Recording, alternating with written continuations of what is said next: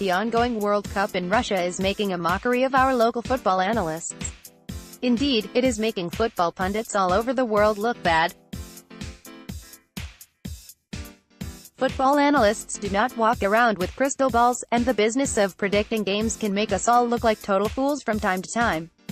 What I find hilarious, though, is the extreme confidence that some of these analysts have in making these predictions. It is one thing to say what ought to happen based on the form and quality of a team. All of us have expected a result in sport only to have the opposite happen, but at times you get the feeling when you listen to these analysts that the result is a foregone conclusion. It is one thing to say a team should win. It is another thing entirely to create the impression that a team cannot lose. When we put ourselves out on a limb like that, and we get it right, we gloat and pat ourselves on the backs. When the results do not go the way we ordained, then we must take our lick. The Germans. I was watching TV one night and I heard one host saying that he just did not see how it was possible for Germany to lose. He said the team was just too good.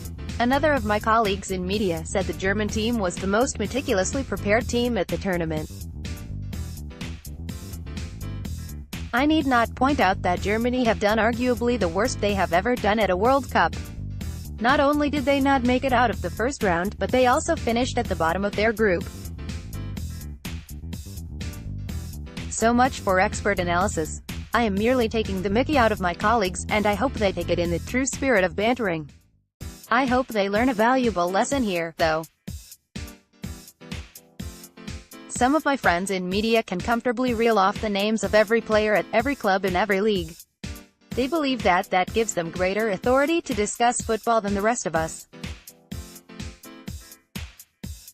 Admittedly, not all of us can do that because many of us are not really interested in doing that at all.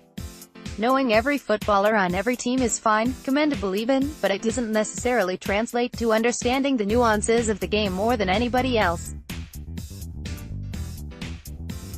Unpredictable with the World Cup going the way it is, who can know for sure how it will go? Who can rule out Croatia and Belgium? And who is to say that one-time champions like England and France may not go all the way? Here the expert analysts have nothing on me. From here on, it is pretty much guesswork for all of us. With the analysts on radio and TV getting it so wrong so often, the truth is that nobody's words carry any greater weight than anybody else's. I have noticed less cockiness and less self-assuredness from many of the panelists on the different programs. Nobody wants more eggs on their faces.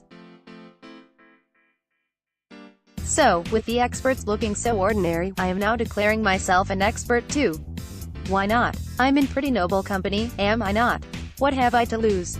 I may be unable to state at a moment's notice who is the left back for a mid-table team in Portugal or Spain, but we have now seen that having that as a prerequisite essentially means nothing. So with my newly found, self-proclaimed expertism, I am going to tell you which team I just do not see losing. Which is that side? Belgium, of course. Since Germany dropped out, many more people have been waving the Belgian flag. Quite ironically, the flags look so much alike.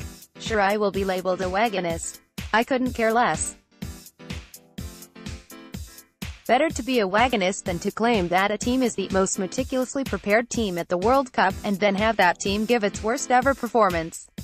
I am firmly on the Belgian train. The World Cup is ripe for a new winner. 1958 Brazil won for the first time. 1998 France won for the first time. Maybe the years that end with 8 are a good omen for new teams. 2018 maybe Belgium. If this golden generation of Belgian players cannot get it done, then they may never win it. Maybe their time has come.